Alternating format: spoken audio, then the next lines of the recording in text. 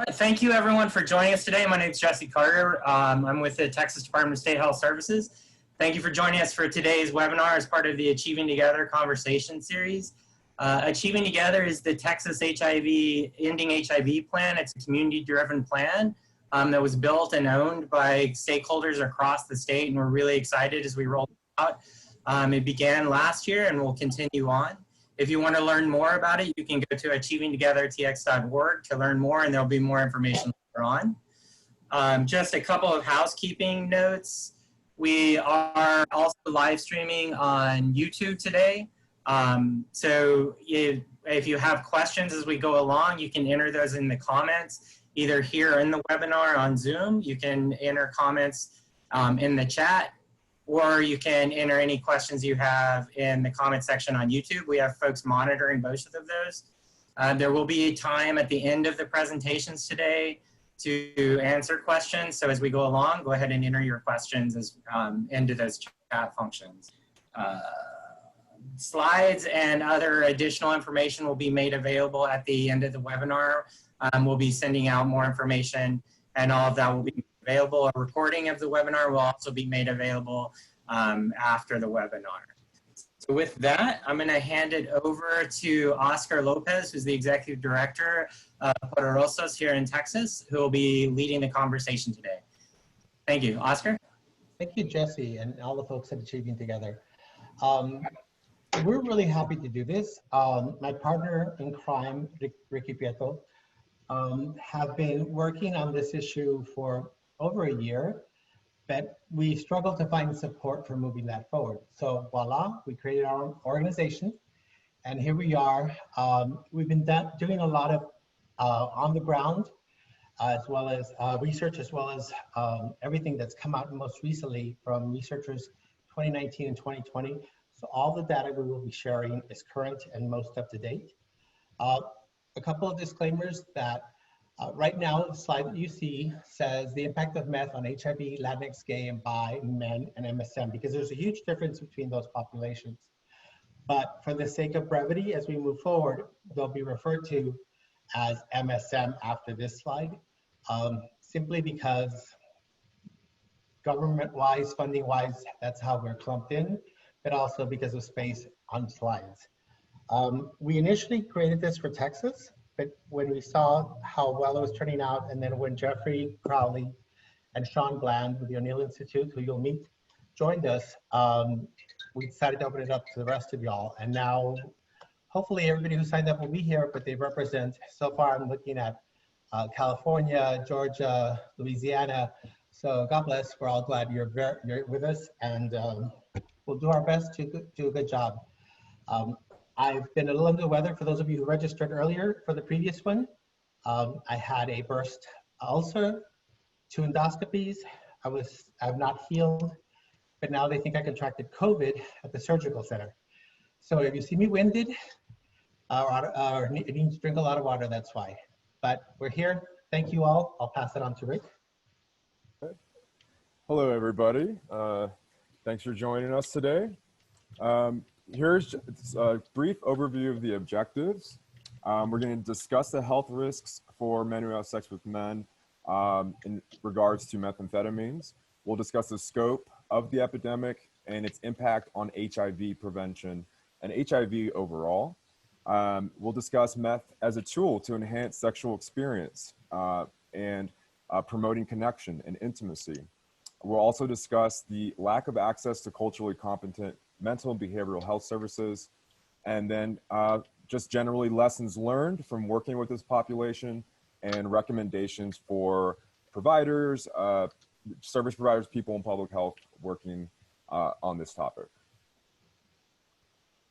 So just to give you a little bit about background, we want to make sure that service providers understand harm reduction, HIV risk behaviors, as well as the history and culture of communities they're serving.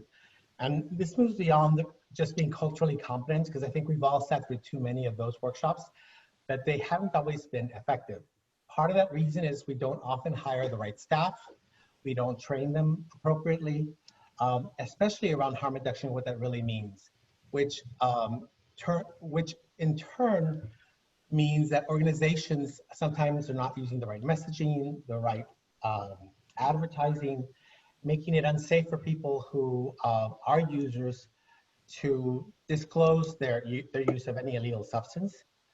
Much more so also important is that those environments make it unsafe for staff to go to their supervisors or HR directors with their problem, asking for help for fear of termination.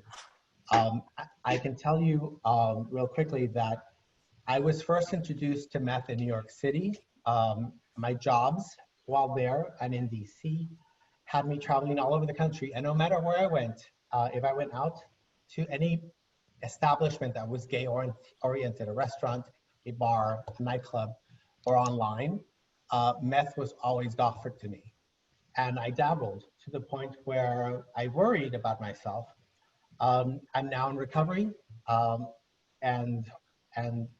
it's a slippery slope because I've fallen off and I come back on and doing really well now. But very important to know that those environments need to make it okay for us and our clients to be open and honest. We know that Latinx MSM are using methamphetamine and that there's a limited guidance and resources specifically targeted for working with this community. Often providers don't, sorry, something came up on my slide.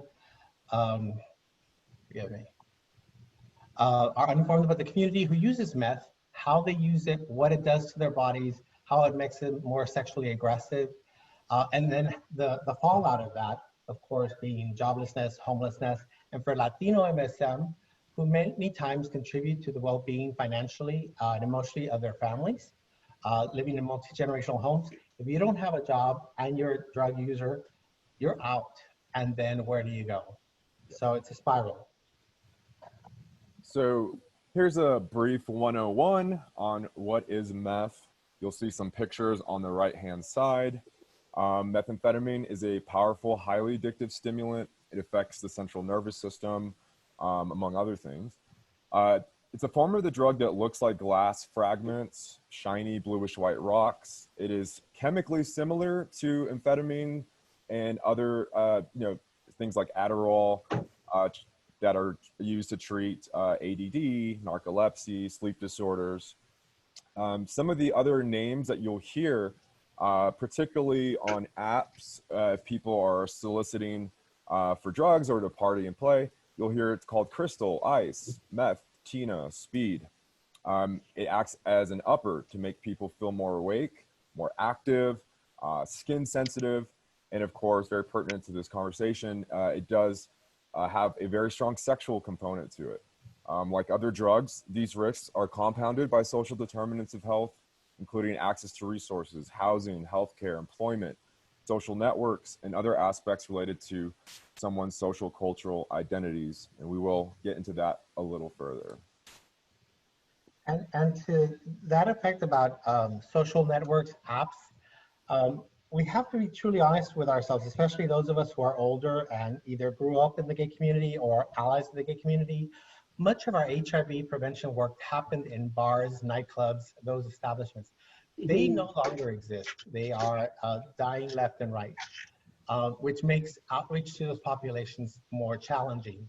There's very few organizations, very few, I can count them on one hand that I know of, that are doing effective online outreach, but there's no federal effort, no national effort to hold Atom for Atom, Grindr, Scruff, and others accountable for how easy it is for someone to advertise that they party and play, or that they're looking for drugs, or that they're selling drugs.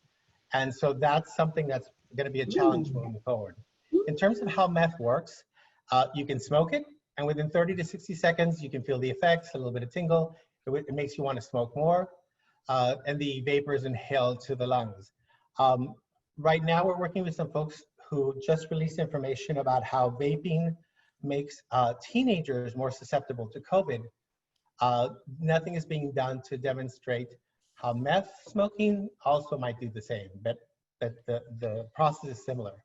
You can snort it, grind it up as fine as you can, inhale it through the nose, you get a huge rush, you use more of the drug, but the effect is longer lasting. you can inject it within 3 to 7 seconds to feel the effects, using the needle to inject directly to the vein. Now, a lot of folks are still are pushing for needle exchange, syringe exchange. I totally agree that that has to happen.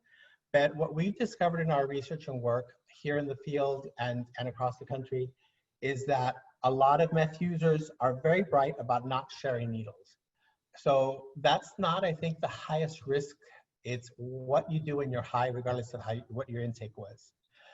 You can insert meth by diluting it in a little bit of water, and then using an airdropper or even a syringe without a needle into the anus, hopefully with a little bit of lube. Dispelling the water with meth into your anus. And you're supposed to wait 15 to 20 minutes to feel the effect. But if you do this halfway through a sex session, which may last a few hours to a day to 4 or 5 days, you may not wait 15 to 20 minutes. I've also personally seen people who will take a shard of meth, which again looks and feels like glass, and insert it directly into their rectum with lube.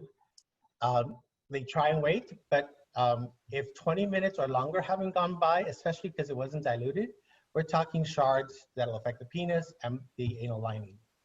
You can also swallow it by just taking a shard. You can wrap it up in a little bit of toilet paper or directly put it in the back of your mouth, swallow it, and 15, 30 minutes later, you'll feel the effects. Go ahead and go, Ricky, to the next one. All right. Some of the short-term effects, and these happen very quickly. Increased confidence and motivation, which definitely plays into the sexuality associated with meth use. Feelings of euphoria, reduced inhibitions. You'll notice dilated pupils. It does dry out your mouth. Increased heart rate, reduced appetite, which for a lot of people is one of the positive things about it. You don't get hungry, and you're also not sleeping as much. It does kind of cause some production in this or secretional and sweat glands, so there is an excess of sweating. There's an increased libido, but at the same time, kind of paradoxically, erection loss is also associated with meth use. So you'll see it combined a lot with Viagra and other pills to address that issue. It'll damage the nasal passages if when it's snorted. Like I said earlier, inability to sleep. And though the effects of meth abuse are not as rapid as far as what you could physically observe, relative to maybe heroin or painkillers, it does take a very visible toll. After a few months of regular ingestion, whether it's snorted or injected, you'll begin to notice, again, extreme weight loss, poor skin, acne breaking out, nail and scalp health, sores and scabs that are a lot of times the result of just scratching, whether through paranoia or just excess use, extreme mood swings and irritability, and multiple days and nights without sleep. Now, binges can last for days at a time, nights at a time. By the end of them, the user is going to be particularly surly, aggressive. Their personality is going to have significant changes, as well as their physical appearance. And so in a few short months, an individual who consistently uses meth, they will be physically and behaviorally a very different person. Now, meth use can also result in effects such as cardiovascular and cerebrovascular dysfunction and mortality, depression, anxiety, cognitive deficits, psychosis, violence, and suicidal ideation. In fact, suicide has been estimated to account for 18% of all methamphetamine-related deaths. And approximately 1/3 of people who are addicted to meth report having attempted suicide one or more times. So that's obviously a very alarming number there. And it's just kind of the nature of the drug. It has very high highs, but the lows are very low. And so despite these health effects, meth use is reinforced by alleviating or removing the uncomfortable or aversive states within the body. And I think this is true of a lot of drugs. This is called negative reinforcement. You know, you're depressed, you're particularly now with the pandemic, people are unemployed, you're living with people that maybe ordinarily you wouldn't because of your housing situation. Meth is a way to kind of numb yourself to all that, to get some kind of euphoria. But because meth does have these short-term effects, the negative reinforcement is, well, let me just do more. Individuals continue to use meth despite the negative consequences to alleviate states or sensations associated with negative moods, tension, arousal, craving, and withdrawal. And as Oscar will discuss shortly, you know, once you have sex on methamphetamine, it becomes something that becomes intimately tied to your sexual experience. And so, you know, these uncomfortable states are a result of prolonged meth use itself, but may also be a pre-existing condition, which meth can be a maladaptive coping mechanism to deal with. If I can say something there, Rick. Also, I think the other thing that we have to take into account is how much pornography has played into, and pornography with barebacking has played into the meth and HIV epidemic. I'll admit it, I've watched porn in my lifetime, but what's different is that the pornography has changed. It is much more aggressive. You can search raw, you can see people shooting up online and then having sex with multiple partners. And for last year, I personally taught 16,000 junior high and high school students across 4 school districts here in South Texas on the border.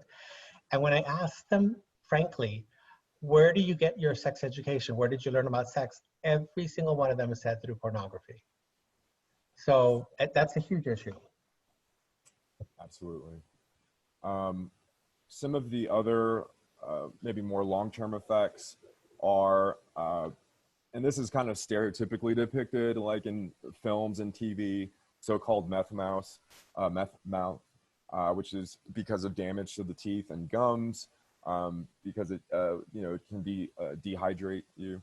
Of course, liver damage, kidney damage, high body temperature, which can lead to brain damage, rapid heart rate, arrhythmia, and other cardiac issues that can lead to stroke.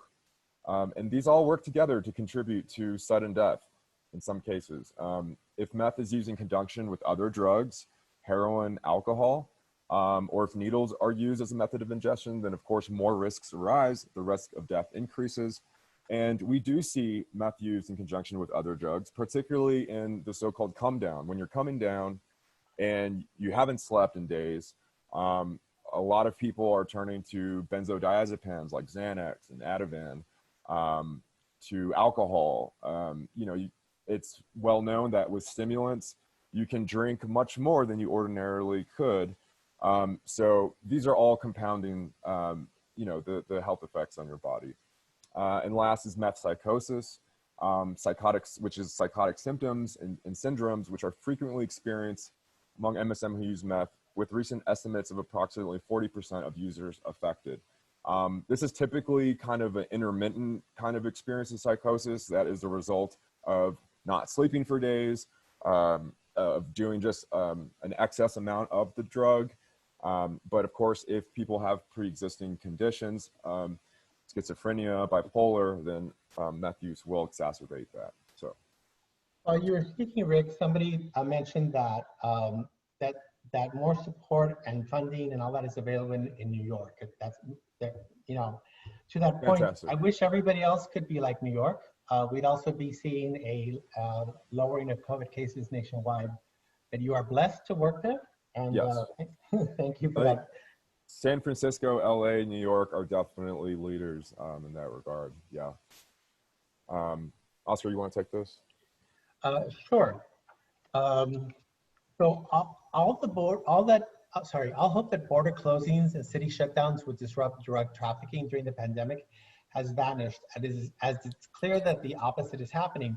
Crystal meth in particular is as readily available and potent as ever. Rural areas like the one we live in on the borderlands, and that some of you live in the South, make it easier for meth labs to creep up, to produce in large quantities. If there happens to be a fire or explosion, so many of them are isolated where nobody might even notice except for some smoke in the distance. Making matters worse, many treatment centers, drug courts, and recovery programs have been forced to close or significantly scale back during the shutdowns. With plunging revenue for services and little financial relief from the government, some now tweet on the brink of financial collapse. Even before the pandemic, the nation's infrastructure for helping people with substance use disorders was underfunded and inadequate, quite frankly. Without government intervention, local officials, drug policy experts warn overdoses and deaths will continue to climb during the pandemic and the existing system that will be inundated. And Sean Bland will talk about that more in just a little bit. Yes, there's definitely been a spike in overdose deaths since the lockdowns in April, and Sean will give us some data on that. The prevalence of meth use among MSMs, and again, reminding everybody in case those of you who hear me late, MSM for now, for the PowerPoint, will refer to gay and bisexual men and MSM. So prevalence of meth use among MSM has been shown to be 20 times that of the general population, with an estimated 20 to 45% of MSM reporting use of meth in the context of sexual behavior in the past 6 months. That's as of 2016. Epidemiological studies among US MSM over the past 5 years demonstrate the prevalence of problematic meth use that has remained steady. Meth continues to be affordable, simple to manufacture, readily available, maintaining a broad and negative health impact nationwide. It's so readily available that most of us who would want this can call somebody. In New York, delivery was 30 minutes or less, or it's free. And here in Texas, an hour, even if they have to drive long distances, is guaranteed delivery as well. MSM users reported a decreased ability to enjoy other life activities that did not involve drug use. For many of the men, this led to their seeing continued meth use as the only way to experience pleasure. Further, problematic meth use is a complex and treatment-resistant problem. So even if all of our substance abuse behavioral health entities got more money, most won't know what to do about meth, unless, again, you're in one of the larger cities. Yes, and as we kind of segue into HIV and methamphetamines, originally this presentation was, in partnership with Texas public health officials. So a lot of this might be focused on Texas and Latinos in particular. So this next slide is just a brief overview about HIV among Latinx men. All US Latinx people living with HIV, only 59% are receiving HIV specialized care. 49%, only 49 are retained in HIV care, and only 50% have a suppressed viral load. 26% of all new HIV diagnoses are in the Latinx community. Of those, 78% are among gay and bisexual men. New HIV infections in this group are increasing, and the greatest increase is in young men, ages 25 to 34. And of course, as many of us know, geographically, these rising new infections are in the South primarily. Okay. In terms of why all MSM, but Latino MSM in particular, turn to using meth, again, unless you've experienced it, it's hard to picture. But what you might see in the most graphic pornographic video is what you can walk into or be invited to join, regardless of your body shape, your color, your immigration status. Oftentimes those folks, and your age, by the way, oftentimes those folks are specifically targeted to join in because of their age, their sort of naivete to the situation. So it's a challenge. And being loved on or loved in by men that are attractive boosts your self-esteem to the point where you associate that with meth, and the problem continues. Among MSM living with HIV in the US, meth rates are reported between 23 to 35% and 20% among Latinos. Latinos represent 17% of the US population, but account for 21% of people living with HIV and 24% of all new infections. And as you know, because we are such an attractive people everybody wants to have sex with us and have our babies. So between now and the next 30, 40 years, we're going to see a tremendous explosion of Latino identified children who, you know, will lead us to being the larger population in the United States, and all the more important that we have this information. Yeah. And again, you know, what you're seeing right here is from our friend Aurelio Loza, University of El Paso, University of Texas, El Paso. And what she's citing there is, again, that when we're talking about HIV as infections from meth use, it is primarily because of the increase in partners. MSM who report having four or more partners are twice as likely to contract HIV than those with fewer partners. And so, of course, there are going to be infections with needle use, but what the literature is really showing is that MSM seem to be, I think, perhaps from, you know, a lot of the educational initiatives and our, you know, good job in public health, educating people on the risk with needles. For whatever reason, that seems to be working with this population, and it's more transmissions from sex. We covered a lot of this, Ricky, so we can forward, but you will get a copy of this PowerPoint anyway, if you want to look at it in more detail. Okay.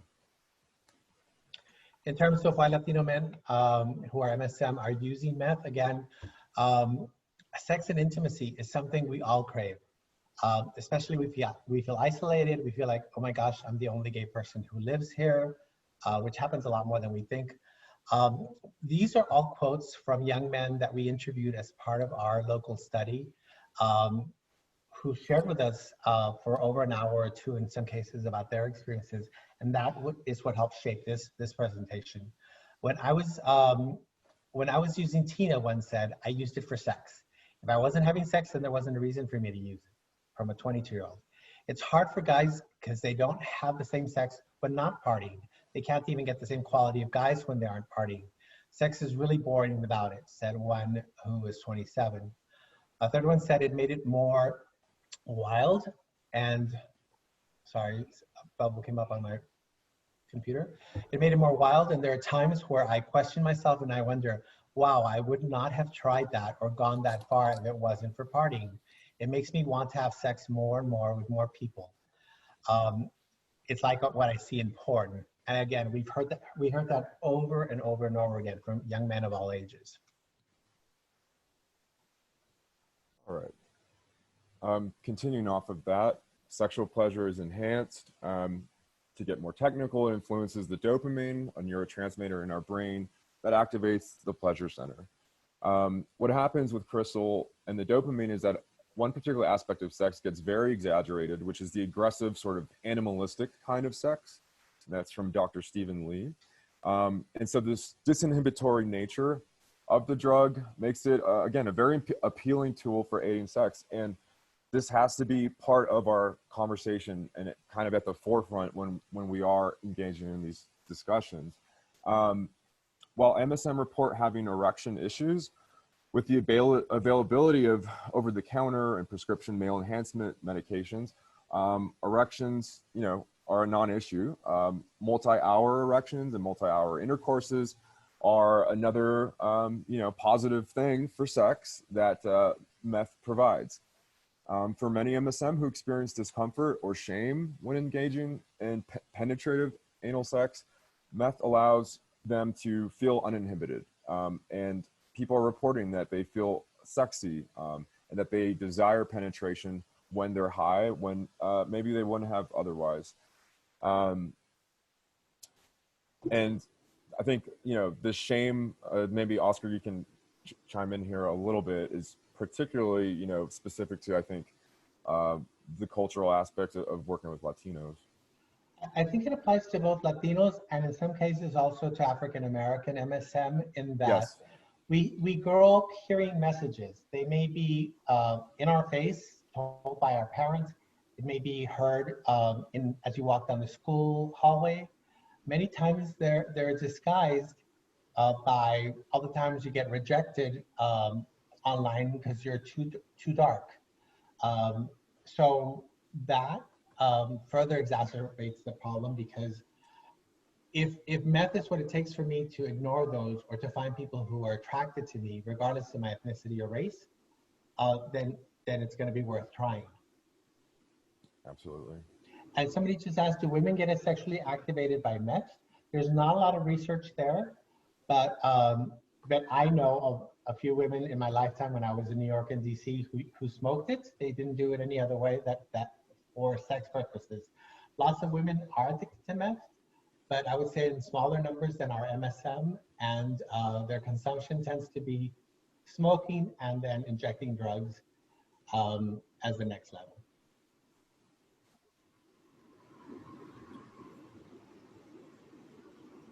Okay, other risks, situational risks. So these interviews that we're referencing, and we're going to talk about a little later, but we did a pilot program with over a dozen young men here in South Texas. And it's a program that is an evidence-based intervention, perhaps maybe the only one with actual evidence that it works to address this problem and accomplish some harm reduction. And in the entrance interviews, one thing that came up for a lot of them was this notion of situational risk. They show up for a hookup, and they're going to party and play, which is PMP, and they were surprised to find that there was more than one person waiting for them. They often felt a loss of control, but didn't want to leave because they weren't sure how much they could trust the person or people around them. And so, like, here's a quote: "I don't carry anything with me that can be stolen. I've gone places with no ID, no wallet, just some Tina, but not too much or we'll all get used." And adjacent, another situational risk is just what happens after, and how this impacts your employment, your housing, your relationships. Go ahead, Oscar. Oh.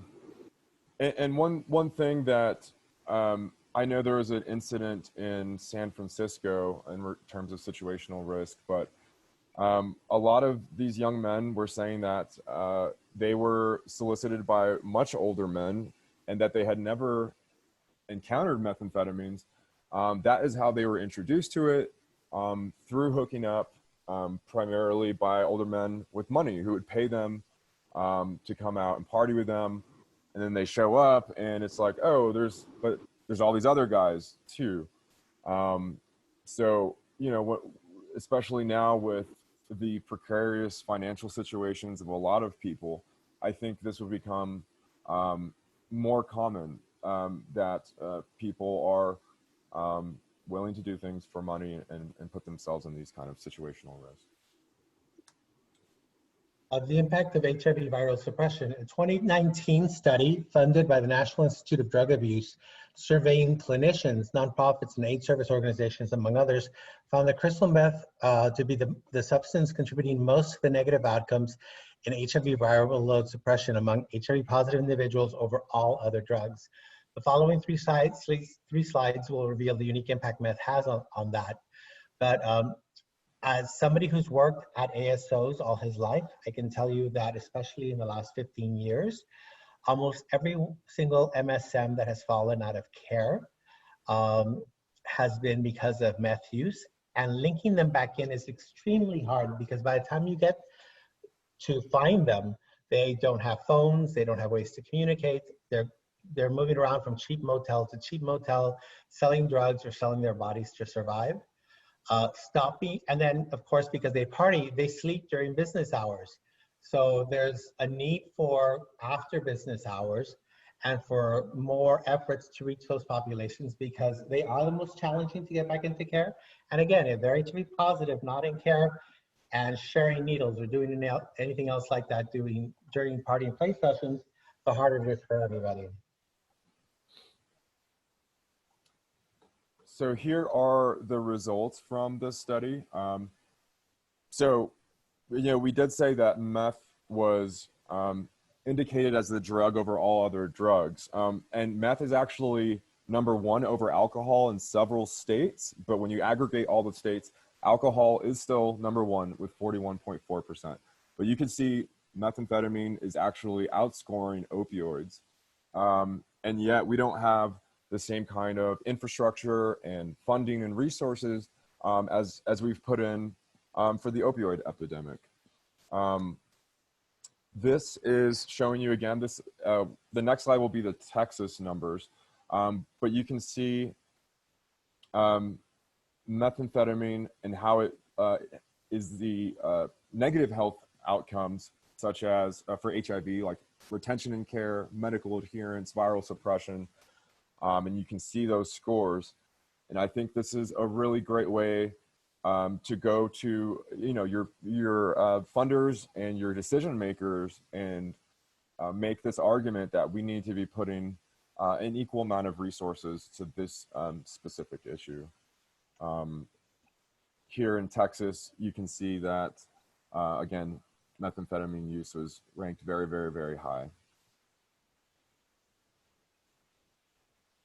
All right, so the next few slides are, we do want to note that there is ongoing research on the effects of meth use related to HIV. Not only that, but in treatments. One of the challenges with meth is there is no medically assisted treatment the way that as it exists for opioids. You know, there's no methadone, there's no magic pill. You know, you go to a rehab and you're basically just left to detox without very much. And so that research is ongoing, everything from electrical brain stimulations to a combination of Wellbutrin with modafinil, which is, anyway, and the same thing with the research on how it affects HIV. So we selected about 3 or 4 different studies. This one's from 2015. The rest are from the last 2 years. Just to give you an idea that they're, you know, of course, we're not scientists, we're not doctors. You can take these studies and distribute them to the right people. But for example, this 2015 paper shows how meth may increase rates of HIV infection and is based on studies with animal models. One of these was a mouse study, which showed that meth upregulated the HIV-1 co-receptors, CXCR4, CCR5, not only on the CD4 plus cells, but on monocytes, macrophages, dendritic cells, and astrocytes. Data with cats and monkeys also implicated the CD4 effect. And so basically the drug and its implications on cellular pathways serve to make very clear that immune cells are more vulnerable to HIV attack.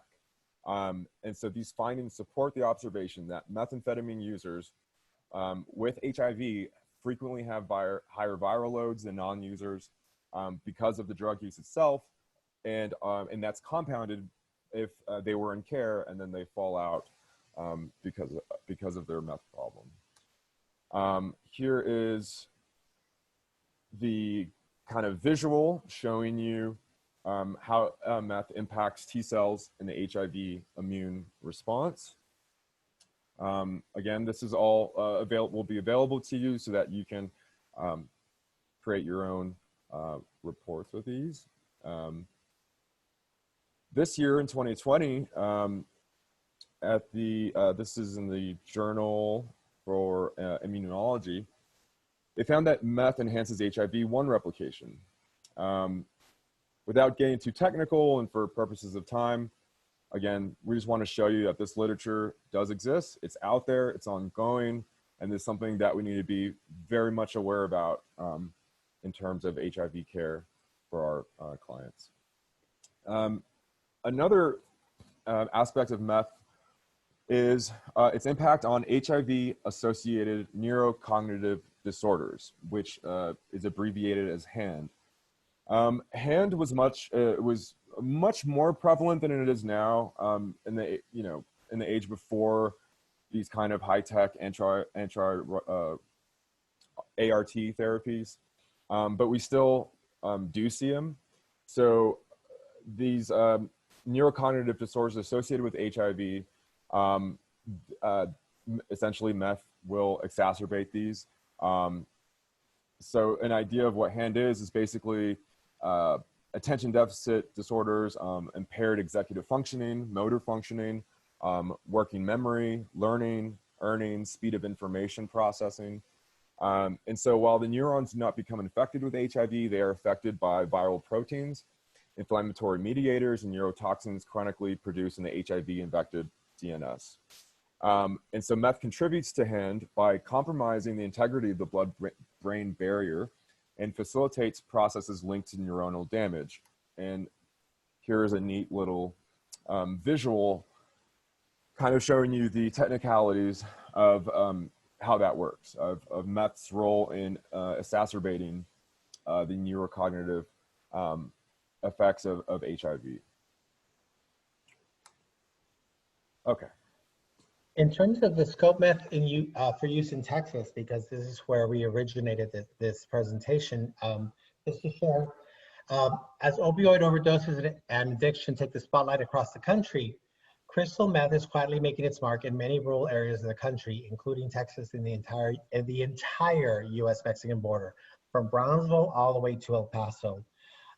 In our region alone, in the Rio Grande Valley, it's made up of 3 counties, 1.2 million people, the 2 poorest cities in the United States, with the busiest port in the United States, 14 bridges that cross into Mexico, and 1 ferry. And we have 144,000 people who live in colonias.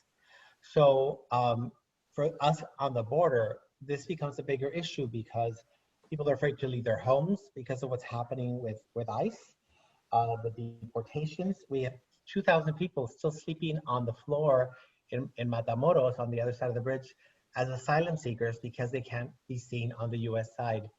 And you can imagine what Hurricane Hannah did to them.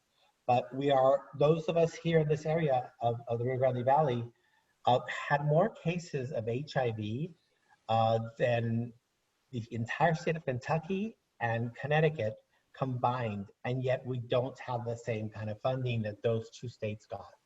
So how we, share that money in the future should also look at what specifically is happening nationwide before it's broken down, in my opinion. Why isn't it getting the media attention that opioid addiction overdoses are receiving? Because crystal meth kills its users more slowly and because of who it's killing. Let me be really honest and go off the book here and say, if this was happening to white teenage and college students, this would be front page news. It'd be right after the COVID briefings on your newscast, but it's happening to brown and Black people. And it's not a priority. The CDC reports that the use of meth has increased 250% since 2011. The CDC also reports that fatal cocaine-related overdoses increased by 27% a year on average between 2012 and 2018. Deaths linked to psychostimulants, including meth, rose 30%. During the same period, nearly a 5-fold increase, many drug users injected both opioids and stimulants, further exacerbating the problem. A change in laws, control over certain over-the-counter substances used in the production of the drug has had a positive impact on lowering the rates of crystal meth production and use, but new methods of production have been created since that time. More portable methods that allow for quick setup and takedown, and the drug is very frequently being imported into the country from Mexico, Central America, and China. Unlike opioids, sorry, can't see my screen anymore. Unlike opioids, there is no proven medical treatment for meth addiction, as we stated earlier. Ricky, can I do this one real quick? Sure. So on the right-hand side, you'll see 3 5-gallon jugs of water, one would presume, that were crossed into the United States. That's liquid meth. That's largely what's being made available across the United States. And when it gets to its destination, finally, it's already been turned into shards and the actual tina that we think of when we talk about this issue. But this is one of the ways it's transported nationwide and what it looks like. And it looks just like a 5-gallon bottle of water. We can do therapy and that sort of thing for people who are using meth, but we don't have a magic pill, said Jane Maxwell, who I love and adore, who researches drug abuse at the University of Texas in Austin. Maxwell has said Maxwell has documented a meth spike in Texas that includes a rise in deaths, treatment center admissions, and poison control calls, and toxicology lab submissions. She has stated that she believes meth is driving an uptick in HIV cases. U.S. Customs and Border Protection officers in El Paso have reported huge seizures of liquid meth as of on February 13, 2020. Those 1,543 pounds of liquid meth seized was more than 3 times the 425 pounds of meth seized in El Paso in all of 2019. So that's a huge, huge increase. And for those of you who weren't here at the very beginning, sorry, I suffered a horrible illness. I'm trying to recover, and now I have COVID, presumably. So if I stutter, forgive me. All right. Here in South Texas, we've seen notable increases amongst men who have sex with men testing for HIV and STIs who report meth as the risk factor for unprotected sex. Additionally, our online outreach efforts show a dramatic increase in the availability of meth and how it's being consumed. And so we're encountering growing numbers of young people who are exchanging sex for meth because of poverty, because of their need for intimacy, their desire for uninhibited sex. And so these are all high-risk situations. And uninhibited sex may include not using condoms, more than one partner, group sex, double penetration, ongoing sex for multiple days, being videotaped, exchange sex for money, housing. And unlike larger metropolitan areas, PrEP is still not as widely available as one might think, particularly in rural areas. And many still do not know it is available and affordable. So lack of availability of PrEP is primarily due to homophobia and lack of training on behalf of medical providers. Of course, this is not true for all areas of the country, but for significant parts it is. And also to that point about, also to that point about, can you take back the slide a second? This one? Go back, there. No, there, okay. One of the challenges, again, regarding PrEP is that where these young men and men in general who have sex with other men are meeting other tricks, partners, is through our dating apps. And these same dating apps and even Facebook and other social media sites run advertisement constantly from legal supposed entities saying that if you've been on Truvada, join us and fight the lawsuit because of the damage to the liver or whatever. You can't imagine how many close to arguments I've had with young people that that's why we have Descovy now. I bet Truvada works for a lot of folks. It worked for me for 2 years before I switched over. But it's me arguing what they're constantly being barraged with, that PrEP does not work and will harm you. So we have to find a way to counterbalance that. Go ahead, Rick.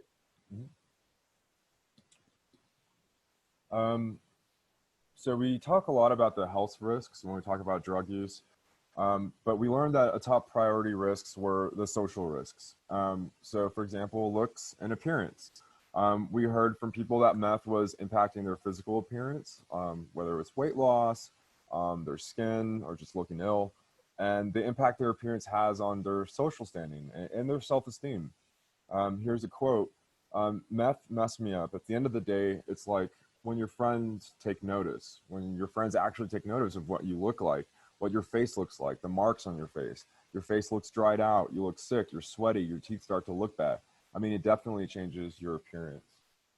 And again, we already kind of alluded to situational risk, but we heard from nearly everyone that they had shown up to a situation and it was much different than what they were expecting. And so there's this feeling of a loss of control, uncertainty about how much they could trust the people around them. And then of course, the loss of stability, these social determinants of health, which, as we all know, you cannot separate in our work when we're in these discussions, in these dialogues, and in our interventions, we have to kind of have this intersectional approach. And then last is not being able to enjoy sex. And this is particularly important. You know, a lot of, certainly in rehab centers, from my experience and from a lot of people I speak with, this is not something that a lot of counselors are talking about with people recovering from meth addiction.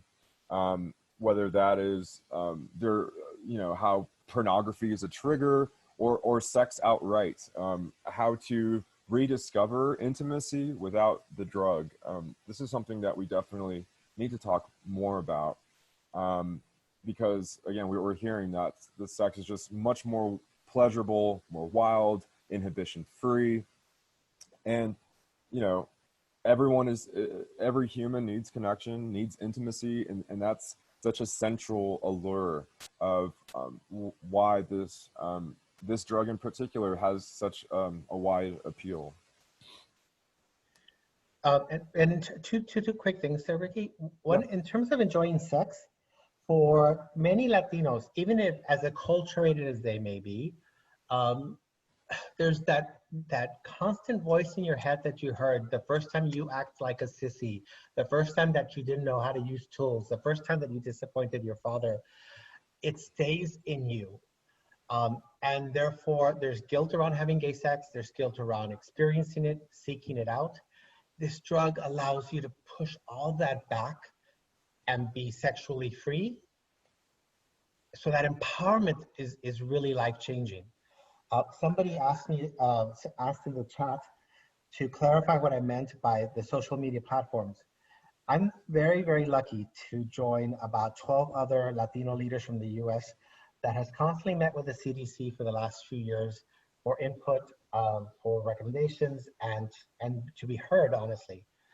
And what we have said over and over again is that when the HIV epidemic was devastating us again in larger numbers, this was like the 90s, there was a federal national effort to get all the players in the room, the manhunts and all those sort of sites that existed back then, and have them regulate what was happening on their sites. That's gone away.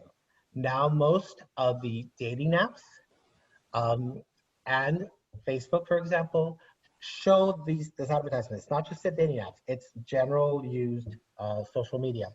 But on the dating apps in particular, and on social media, there's no control of what's said, with the exception of Hornet, who does a pretty good job.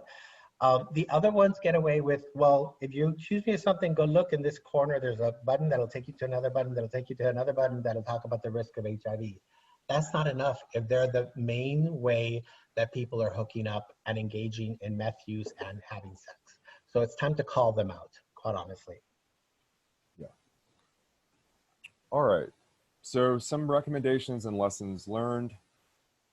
First off, right at the top, we have to remember that if one of our main tasks is to destigmatize this issue, is that not all people who use meth are addicts. In fact, drug use is not inherently problematic. There are people who can use it in moderation, who can use it recreationally. But that being said, you know, this problem is so widespread that we've heard from many, many people that even service providers, outreach workers, public health workers are partying and hooking up with would-be clients. So we need to be vigilant about talking openly about this, but in a way that's non-judgmental. And, you know, to kind of extend on that, you know, our experience working with harm reduction programs around the country, we've seen while their marketing and their programming might signal that, you know, safe spaces, non-judgmental, it doesn't always correspond to the reality of their services, where, you know, maybe there's a lack of imagery or posters in their counseling and testing rooms that communicate open-mindedness. And even more nefarious is organizational cultures that don't allow for their employees to feel safe to report to their supervisors that maybe they themselves are having issues with substance use for fear of losing their job. And if if we're going to talk the talk, when we have to walk the walk in that regard, that, you know, if we're truly about destigmatizing this, then that should extend to our own staff and our own cultures at our organizations. And in that sense, I think all of us can benefit from more training on what true harm reduction looks like. Can I say, just go back a second? Sure. For those of you who missed it, I admitted to having used meth in my lifetime, and I considered myself a recreational user, not an addict. I still consider myself to be in recovery because I had to stop. I chose to stop. But one of the problems that we encounter is that, again, admitting these issues is a challenge to your when you talk to your family, your circle of friends, if you still have a circle of friends when this is all over.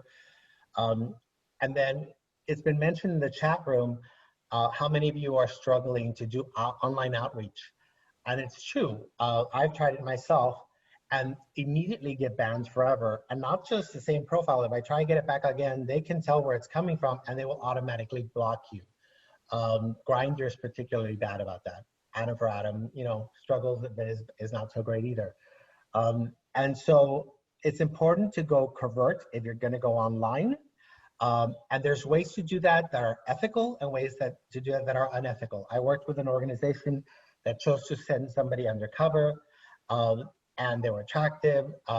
When they were approached and before they came over to PMP or whatever, they were asked, when was your last HIV test? And can you show it and prove it? And they're like, no. And so an hour's worth of flirting with them was leading to, well, get tested and then reach out again.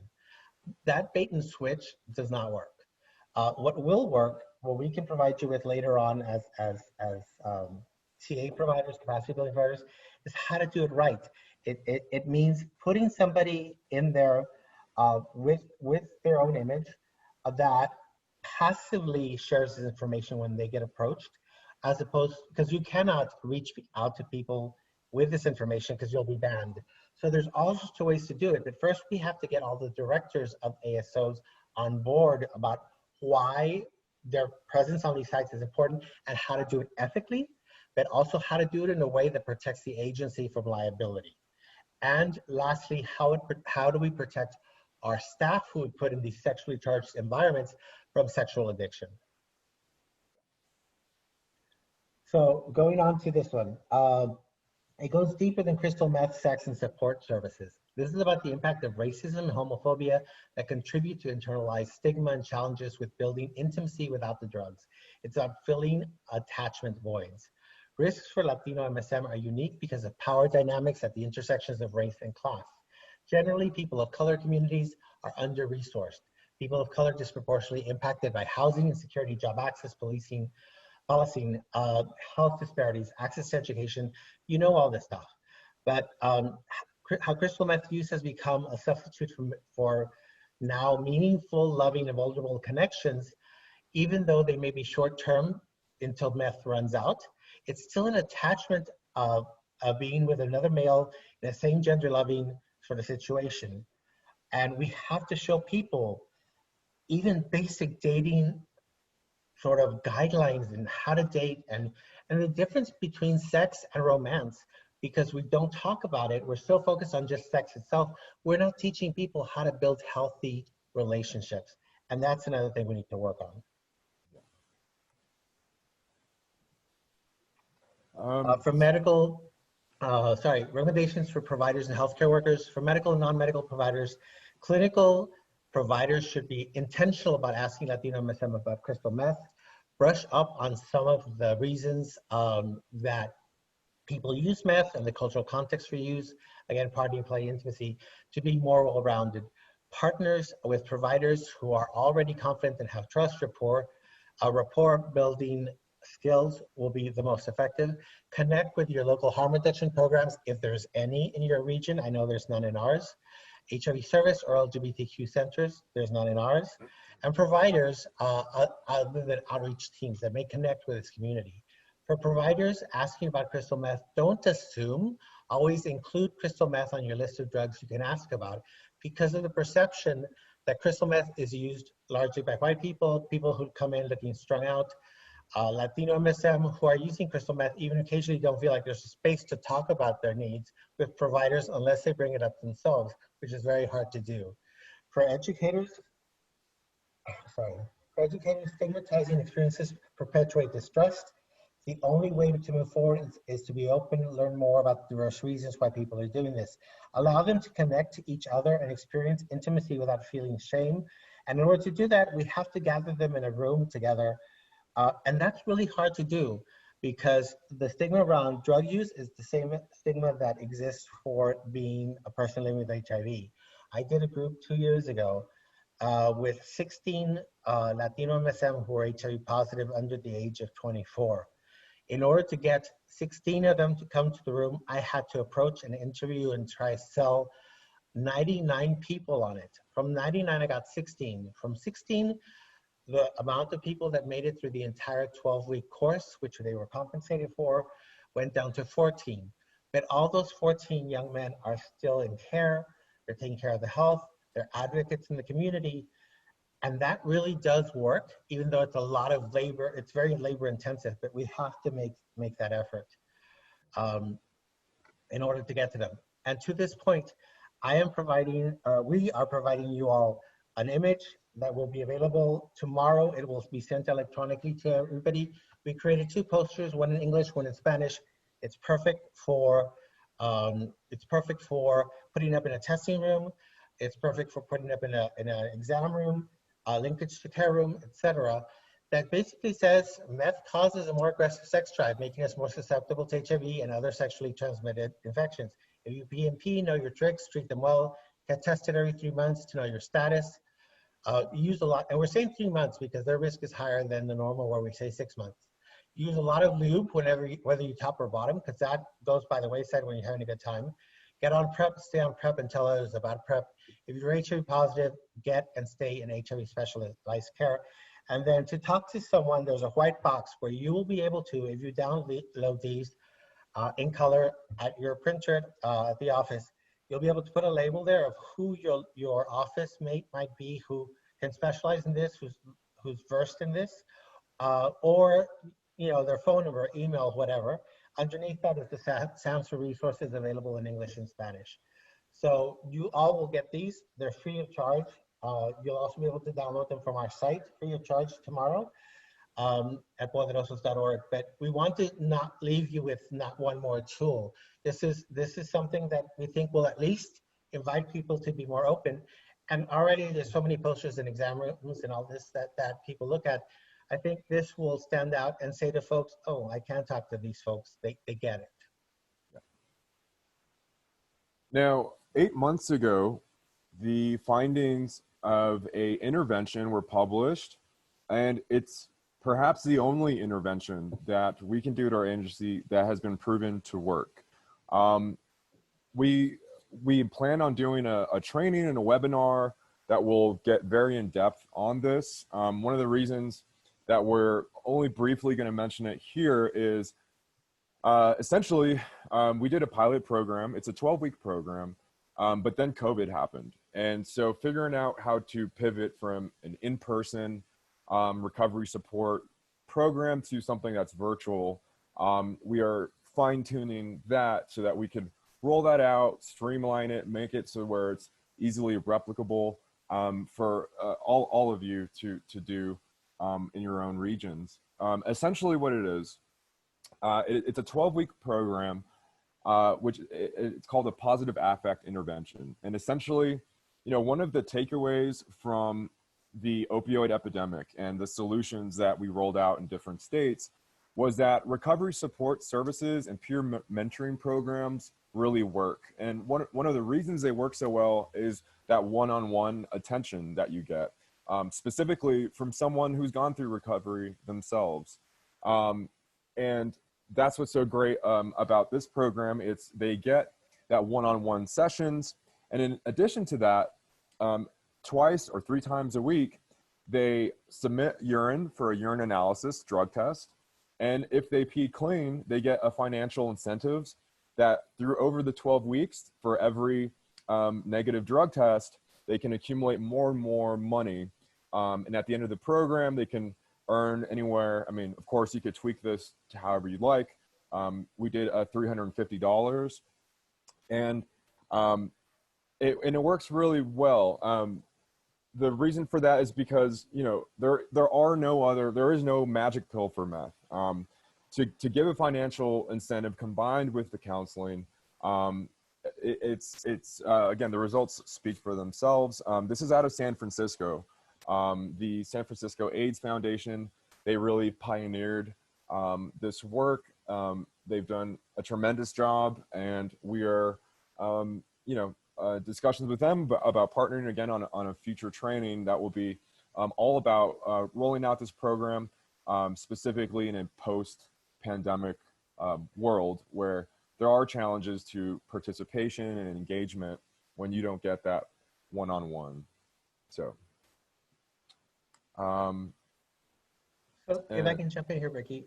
Sure. In terms of recommendations for providers and healthcare workers, the intersections with mental health and homelessness are very important to note. Crystal meth use is complicated as a symptom of other needs, including unmet mental health, a sense of belonging, a need to connect and self-worth, as we discussed, as well as housing security and social stability.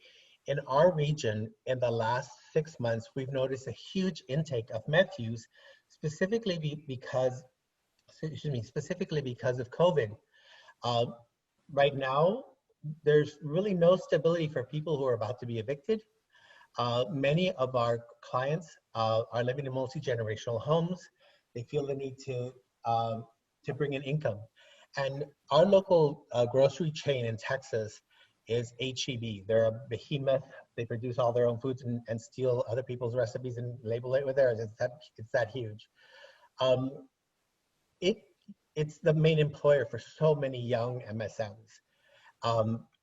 But you can make more money in one night selling your body to people using meth than you can in 2 weeks at the grocery store or at a restaurant. So we have to find a way to improve overall Latino stability and their access to care and their income if we're gonna really have an impact on this, because if selling out your booty is gonna be a better source of income, you're gonna keep doing it for the sake of yourself or your family. Listen, refer, and follow up. We heard that one of the key parts of developing trust and rapport is to not let us fall through the cracks. Following up on referrals is helpful to be sure that your participant can get to the services they requested, and vet those services, please. Be culturally respectful and literate. Among Latino providers, machismo, homophobia, and faith are often at odds with how MSM live and love, as well as with MSM and meth use. I've had HR directors just sit me down and say, can I ask you how gay sex works? They've asked trans coworkers if they still had a penis. When they had a child, they asked, well, who's the father? Like, there's so much need to educate the people that work under our roofs in order to be then respectful to our clients. And all it takes is for one case manager, one outreach worker to be inappropriate, unintentionally or not, for that person to fall out of care forever from that organization. And if, like us, there's only one ASO in your region, you are royally screwed. I think that's all I want to say about this. It's just that there's a lot that we can do to improve, and we need to get there. We already showed you the posters earlier, but as we wrap up, I want to show this because it touched my heart. It took many years of vomiting up all the filth I'd been taught about myself and half believed before I was able to walk on the earth as though I had a right to be here. And even as I say this, I tear up because for me and for many other Latino MSM who grew up hearing that we were an abomination, we were not something the family could be proud of. Go back to the other one, please. That's the core of this, is that you hear this constantly from the time you choose to play with your Barbies, your sister's Barbies instead of the tractor. We have to unload all that stuff. And I would challenge those online today that we have to do that at our agencies first, even let people, the staff, talk about how they've grown up and what they've heard. in order for us to make change that is impactful to our clients. Because it's that self-hatred, the lack of self-love, the fact of feeling unworthy that makes Latino MSM and Black MSM much more susceptible than other populations. And on that note, you'll hear more about us during the Q&A and with us, but we're gonna tag off to the wonderful, beautiful Sean Bland with the O'Neill Institute. Great, thank you, Oscar.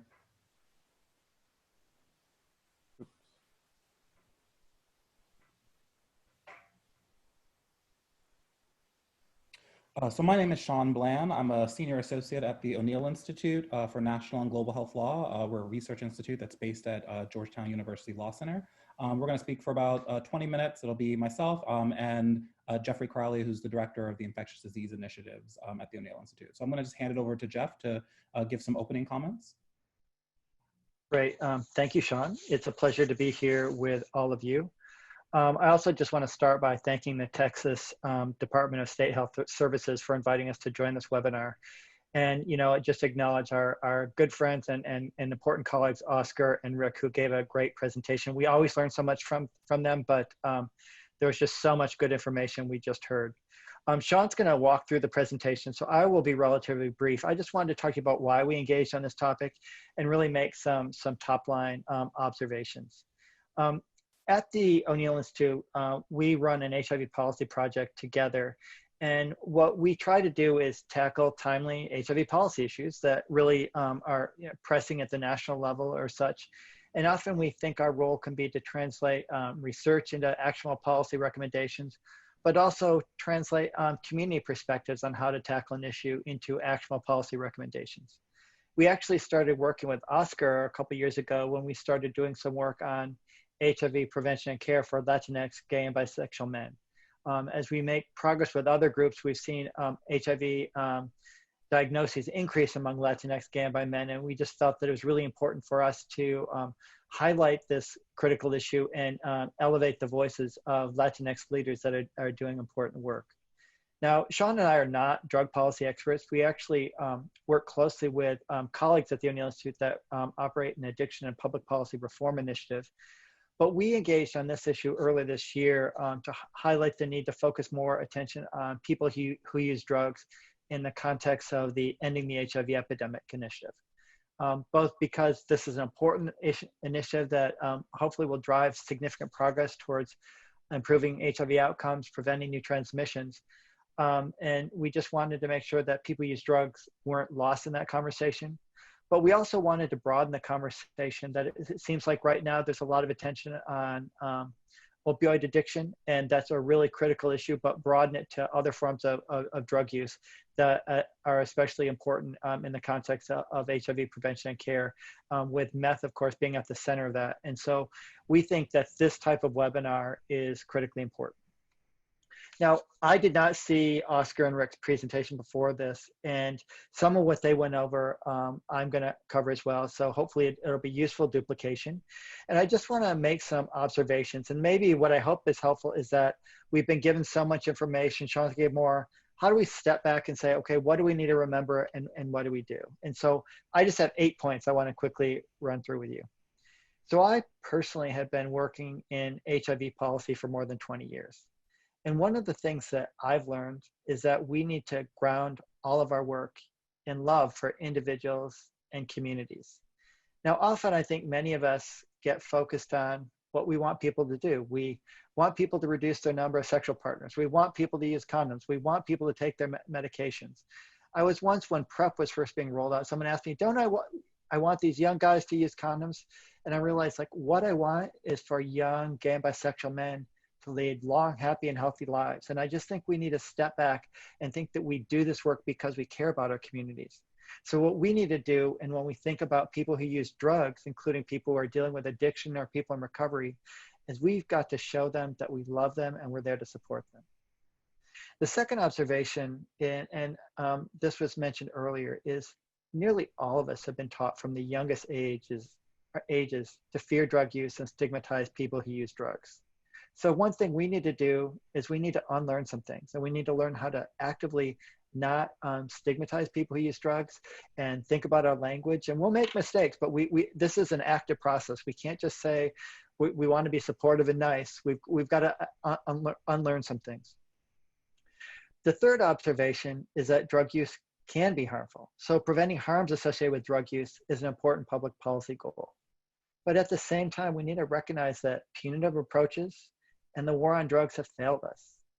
So what we need to do is really embrace principles of harm reduction and really maximize the agency of individuals to make decisions about their own lives that work for them so that they can maximize their happiness and their health, right? And we need to think about what we're trying to do.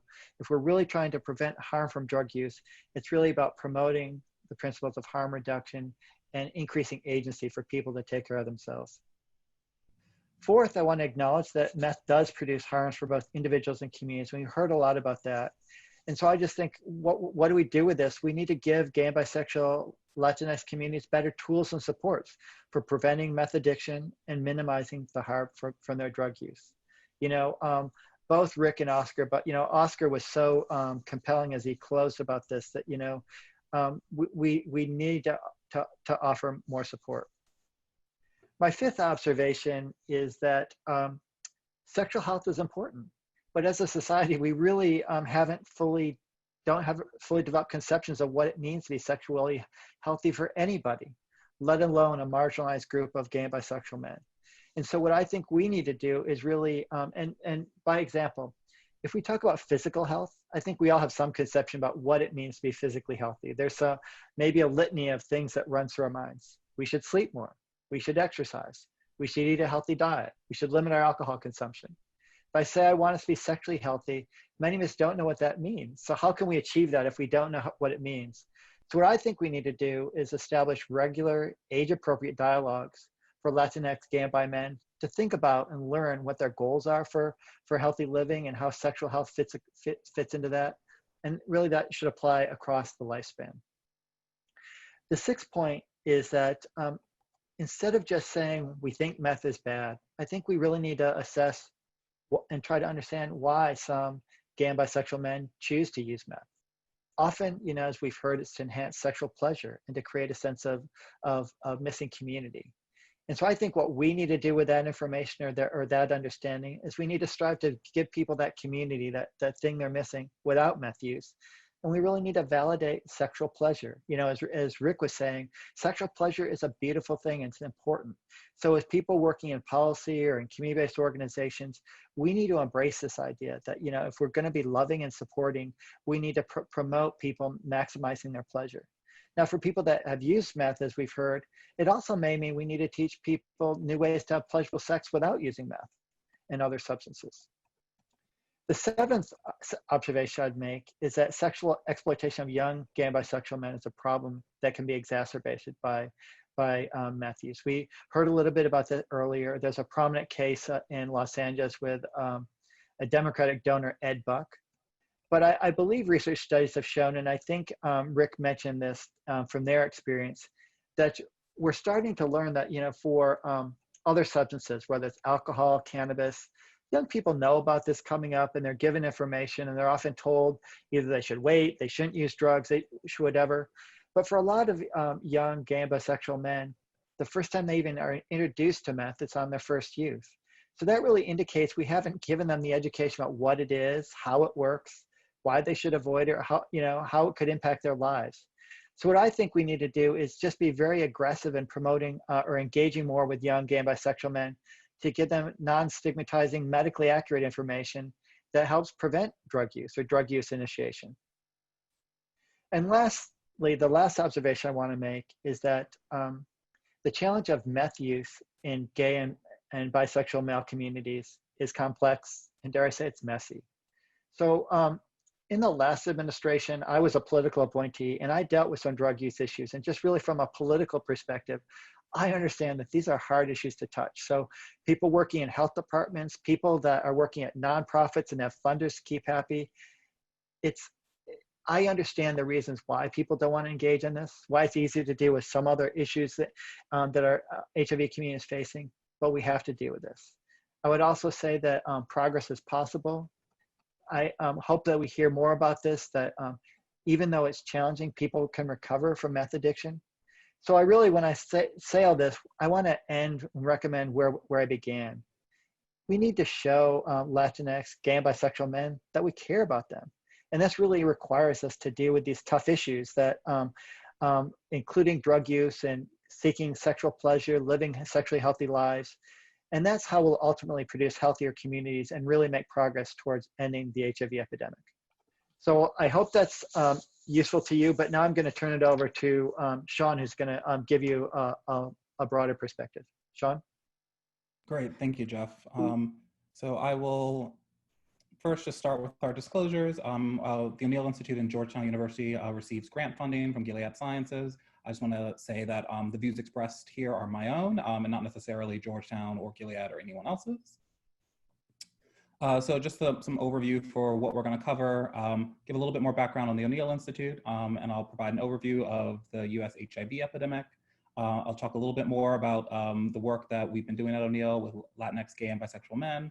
And then we'll talk a good amount on methamphetamine use in the US and its impact on HIV. And then lastly, I'll talk about the meeting that Jeff and I did earlier this year that was really focused on promoting the health of people who use meth and other drugs as we think about ending the HIV epidemic in the US. So just on O'Neill, we work at the intersection of health and law. I'm a lawyer by training. We work on a variety of thematic areas, including food and drug law and health and human rights. And I particularly work with the Infectious Disease Initiative, where I focus on HIV law and policy issues. And we work closely with our addiction and public policy team as well, as Jeff mentioned. So in terms of the approach of the work that we do, we integrate scholarship, policy, and practice. So scholarship being, we do research, we publish in academic journals and law reviews in a very traditional sense. The bulk of our work, though, is in our research projects, which really are meant to kind of bridge the kind of scholarship with real world impact. And we're also involved with capacity building. And so we work very closely with health departments and community-based organizations. And in terms of our work with the infectious disease initiatives and specifically focus on HIV, we spend a lot of time doing consultation meetings, so bringing together diverse stakeholders to discuss issues. So we learn from community stakeholders, from policymakers and others, and we do our own independent research. And then we disseminate kind of our ideas and our recommendations in a variety of formats. A lot of it's published, so we do issue briefs, which are kind of longer documents that kind of provide policy recommendations and summarize key issues. We also do kind of big idea briefs, which are shorter and are less comprehensive, but still, I think, focus on a particular policy issue. And then we also have these kind of quick take documents, which are kind of short 2-page infographics that convey kind of factual information for audiences who might not be familiar with a particular topic. And these are just some examples, and you can go to our website to see more of them. So just in terms of HIV, the US continues to have a very serious HIV epidemic. It's actually the most serious epidemic among developed nations. We have 1.1 million people in the US who are living with HIV and about 38,000 new HIV infections per year. We've seen some progress on HIV. So from 2008 to 2014, we saw new HIV infections decline by almost 20%. We've also seen increases in viral suppression, particularly within our Ryan White HIV/AIDS program, where we saw viral suppression increase in all groups, so groups based on race, gender, or risk group. However, the progress that we've seen has been uneven, and so we haven't seen the same reduction in infections among Latinx gay and bi men, among Black gay and bi men, and other populations, trans folks included. And we also know from surveillance data that progress has really stalled in recent years. So we do need to redouble our efforts. And particularly, we need to focus on those populations that are most impacted. So again, gay and bisexual men, particularly Black and Latinx, Black and Latinx communities more generally, Black women, trans women, and also people who use and inject drugs. And it's also just important to keep in mind just geographic. So the South is disproportionately impacted. In the South, which includes Texas, accounts for the majority of new HIV diagnoses, even though the South contain only 38% of the US population. And this is just the most recent data from 2008, where we see, again, about 2/3 of infections are among men who have sex with men. And once you actually add men who have sex with men who also engage in injection drug use, it's about 70% of folks of new infections are in that population. About a quarter of infections are through heterosexual contact. And really, if we're focusing on this topic, when we think about injection drug use, and again, meth can be used, not just through injection, but when we think about injection drug use, we have over 10% of new HIV infections are attributable to injection drug use, and that's an increase. So when we look at data from 2014 to 2018, that's where we're seeing, that's one area in which we're seeing increases in new infections.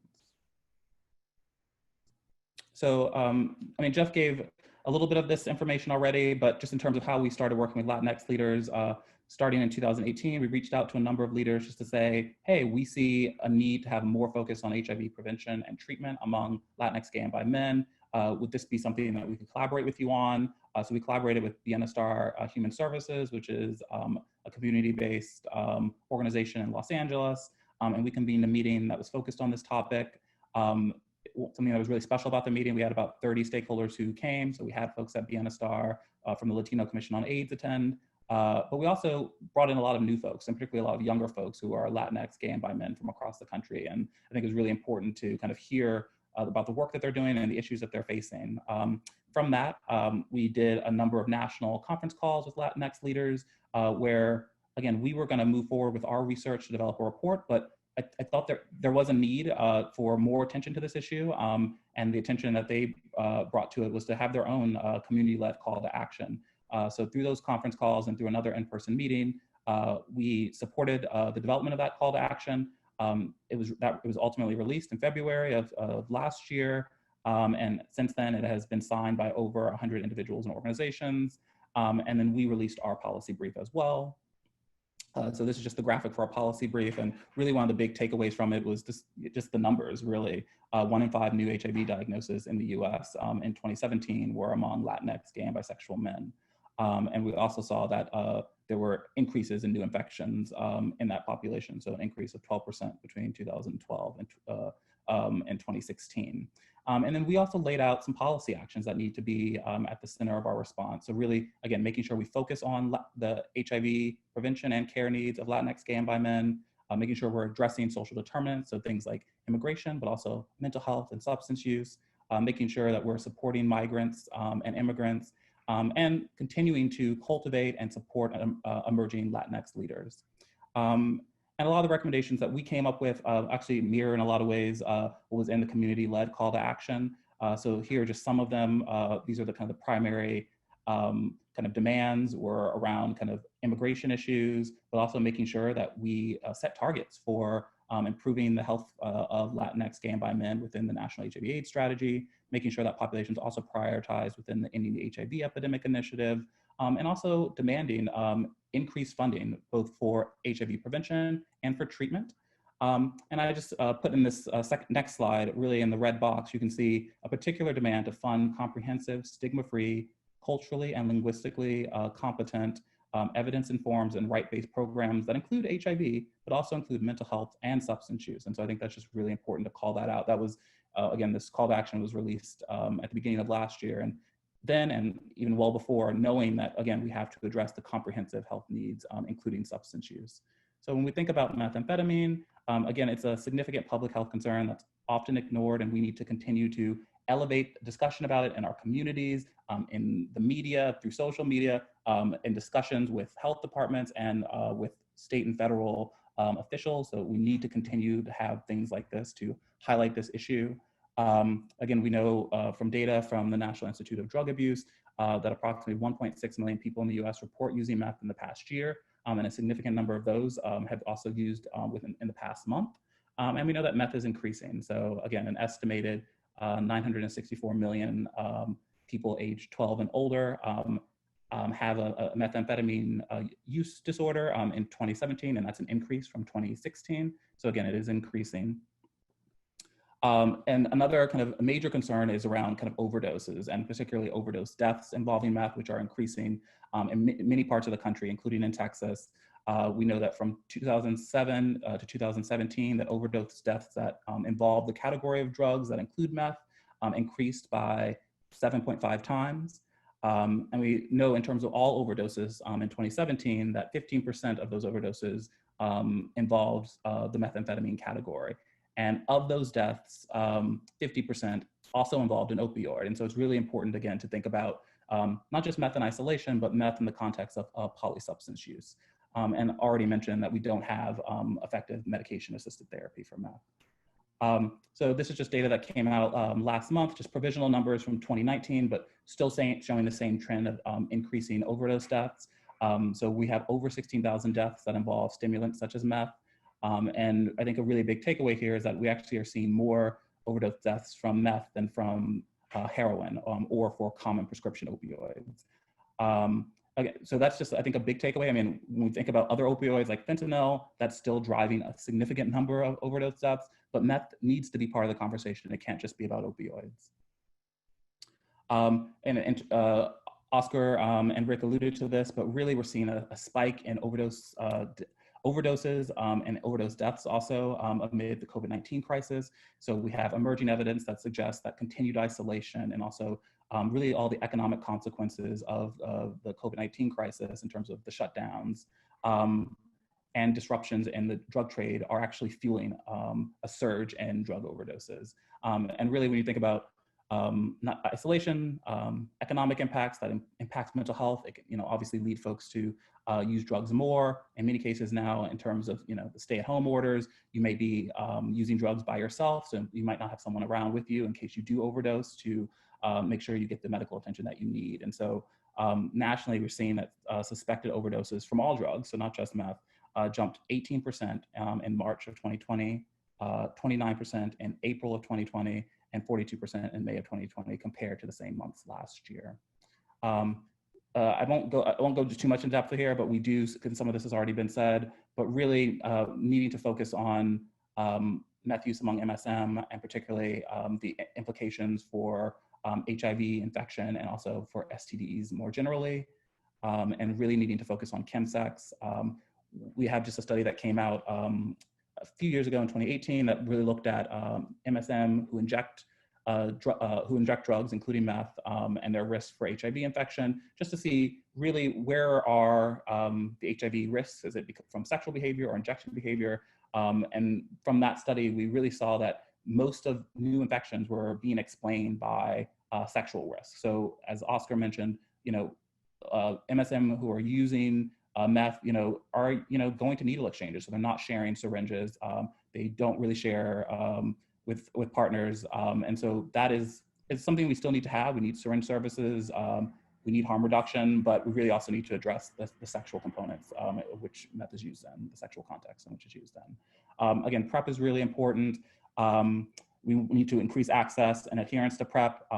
I'll just reiterate that stigma is very important. It is a barrier to PrEP engagement across the continuum. And again, stigma associated with multiple identities. So associated with your sexual behavior, so being a gay or bisexual man, associated with HIV or HIV risk, associated with using drugs. All of those need to be addressed.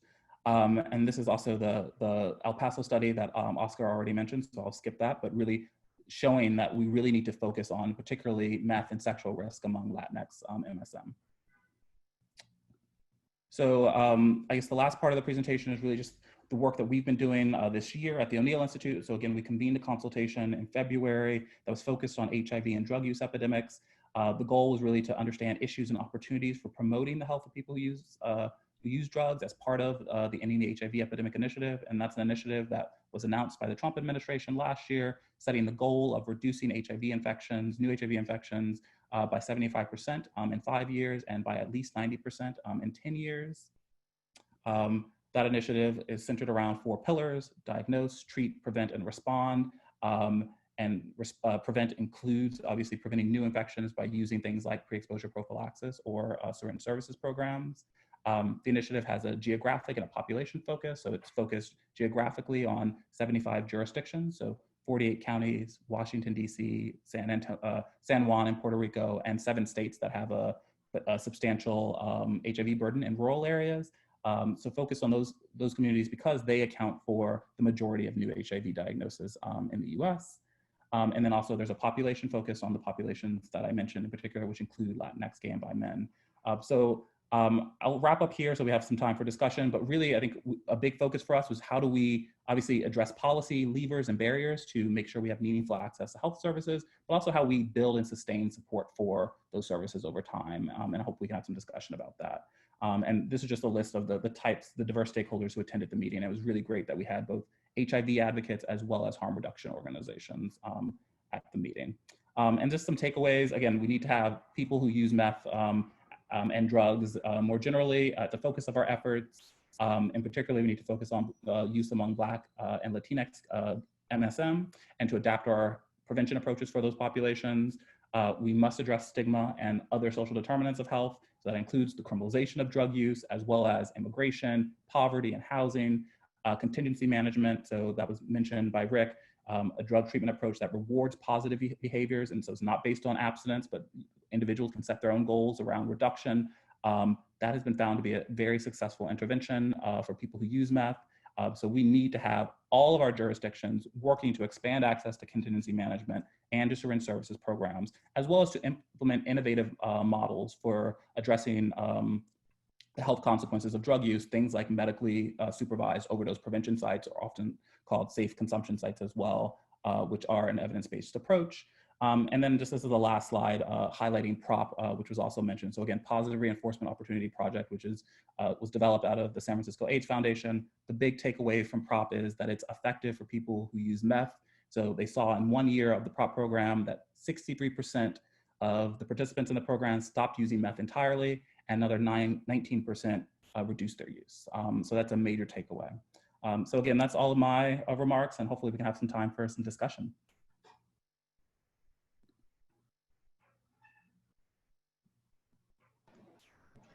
Thank you so much, Sean. I am going to go ahead and field some of the questions that I've been collecting throughout this webinar. Thank you for those of you who have been sending in questions. Please continue to send in any questions that you have. My first question is, how do we cross over into mainstream public awareness?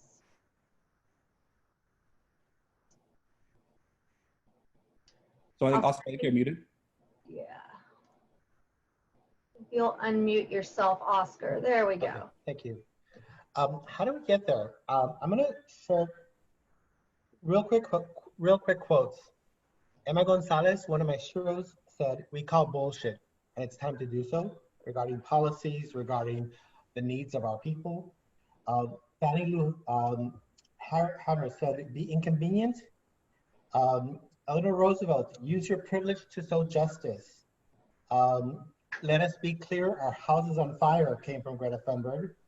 Take up space from Rosa Parks. And lastly, from Dolores Huerta, a personal hero, organizamos, get organized. The fruit of leadership and the permanent change is how the community and how grassroots democracy work. So after today, I'm hoping that this is the start, kickoff to something greater. For those of us on here who are interested, can join forces and meet regularly, discuss this, move our agenda forward, because this issue has been silent, and many of us who are on this have also been silent to the crisis. And it's time to just raise our voices. We're going to be speaking about this at the Biomedical Conference, and God willing, if allowed, at the US HIV AIDS Conference as well, and the SYNC Conference. But yeah, we need to basically organize and start with your agency. Start meeting with the executive directors, unless you're that person already, with leadership within your organization, and get that harm reduction training happening immediately. And you know, then I think they need a separate training on meth specifically because of how HIV is being spread. So that'd be my recommendation. And I would just add, we need to also, everything that Oscar said is absolutely right, but we also need to make sure that we get this conversation outside of just the HIV realm. So, you know, we need funding going to HIV organizations to have these discussions, but we also need funding going outside of public health, and we need to have public awareness campaigns, social media campaigns. We need to make sure that this is reaching as many people as possible, and we need to hold our elected officials, as well as all the kind of federal and state agencies accountable, not just HIV, but also, at the federal level, SAMHSA, which oversees substance abuse programs, they need to be dealing with HIV prevention, they need to be dealing with meth. And so that's also part of the solution. Thank you. Next question is, what are ways to facilitate Latino MSM having experiences of connection and intimacy without shame in therapy? Wondering what the role of sexy therapy is here in healing sexual behaviors and association. So ways to facilitate Latino MSM having experiences of connection and intimacy without shame. So a couple of things. One is make sure your organization, if they can, has therapists on staff. Who most often they're hired to deal with people who are positive, but people who are negative and at high risk need that.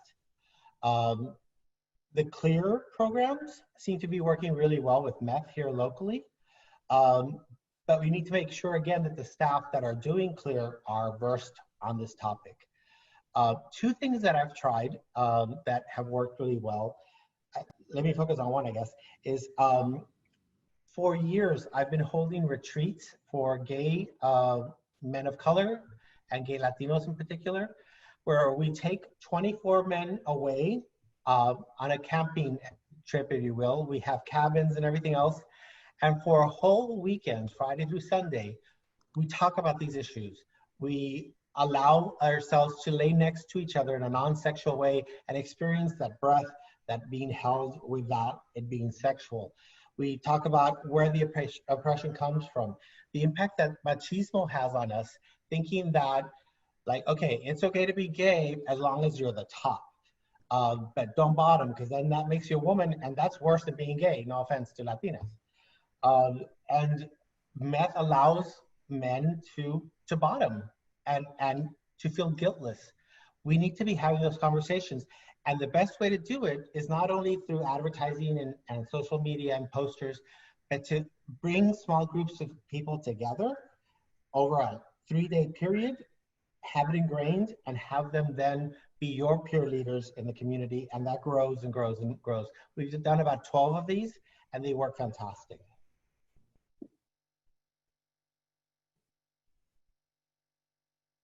Sean or Jeff, do you guys have anything to add? I don't know.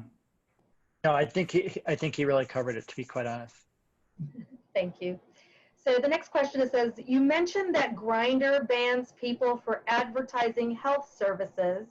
Have you had any positive experiences promoting treatment services on hookup apps specific to meth? No. They require you to buy advertising, which is extremely expensive. And if you are a year-long member for like $120 or something, you won't see those ads. The majority of people of color, young people, poor people, can't afford $120, so they'll pay their smaller fees monthly or access it for free. But after every like 6th person you contact, you'll get a pop-up ad that promotes something. But we've all been trained to just click the little X in the corner. It goes away, you can go back to hunting. So it's not effective. So when I was living in New York, being able to meet with the New York State Department of Health, with some folks from the CDC, we were actually able to get the players from those sites at that time at the table. And I think it's going to take something of that nature with leadership from our feds, maybe calling them in to speak to community members to get them to hear us. Because as the poster that promoted this says, the house is on fire. Good point. Any additional comments on that, Sean or Jeff? I mean, I think Oscar answered it perfectly. But I mean, just in terms of our role, again, we do a lot of consultations where we engage folks at the federal level, at CDC, HRSA, SAMHSA. I think having those folks at the table is something that we will definitely be thinking about for going forward, but also those types of convenings need to be hosted by our federal officials as well. Thank you. I've actually got 2 more questions, and these are specific to the O'Neill Institute. Does the O'Neill Institute have educational materials on these subjects that folks can access? So I'll jump in. So as Sean said, all our materials are available for free download on our website, so you can get them there. Sean referenced the convening we had, and we're working on a brief. It's not yet out, but we did, publish last year our brief on HIV prevention and care for Latinx gay and bi men. We encourage you to look at that. But we have other materials on topics ranging from the STI crisis to scaling up access to PrEP to other issues beyond meth use that might be interesting to the people on this webinar. Thank you. And the second question, so they were asking for tips on incorporating your recommendations into community organizations such as FQHCs. I think this was during the time you were talking, yeah. Sean. I think that one's really, well, I'll let Sean go first, but that's an important one. No, Oscar, I mean, I think you probably could speak a little bit more to this, so feel free. So our FQHCs are the main providers of healthcare, for those of you who don't know, for low-income folks. They're hard to get into, and they're not always user-friendly. So if you are the queer LGBT authority in your community, I think it's about organizing and meeting with their leadership and saying, we can't do it all. You'll already see so many of our people who are at risk or low income. We'd like to impart what we know. We'd like to ask for help. Sometimes it's better to ask than demand. And if that doesn't work, then you demand the hell out of it. But, and organize. But I think you have to get to the leadership and provide them with similar trainings and ask them to, what can they do? How can they meet you halfway? How can we partner together? Whether it's referrals back and forth. And when they don't do what they're supposed to do, I'd call them out publicly. I'm a peleonero, so forgive me. Melissa, I noticed in the chat, someone had asked about testing your methamphetamine for fentanyl. Mm-hmm. I think that's first of all, that's a great point for one of breaking down barriers, starting conversations. If you can encourage that people test their own drugs, that's a really great way of signaling that we are pro harm reduction, pro safe use. There seems to be debate on are these Mexican drug cartels putting fentanyl intentionally to create like a secondary addiction, or is fentanyl just sneaking into the meth supply because it's weighed on the same scales? I'm not sure, but just testing drugs in general, I think is definitely a key component to harm reduction and to having those conversations. And then another question I saw in the chat was, will there be future training on these contingency management modules like PROP in San Francisco? Absolutely, there should be. Hopefully Sean and Jeff can help us collaborate with those people, the San Francisco AIDS Foundation, to create a training for a future date, particularly with a virtual component to it in case, well, in the event that it seems most likely that this pandemic will continue. Absolutely stay tuned. That is definitely a big priority for us. So just wanted to say that. Thank you, Rick. I appreciate that.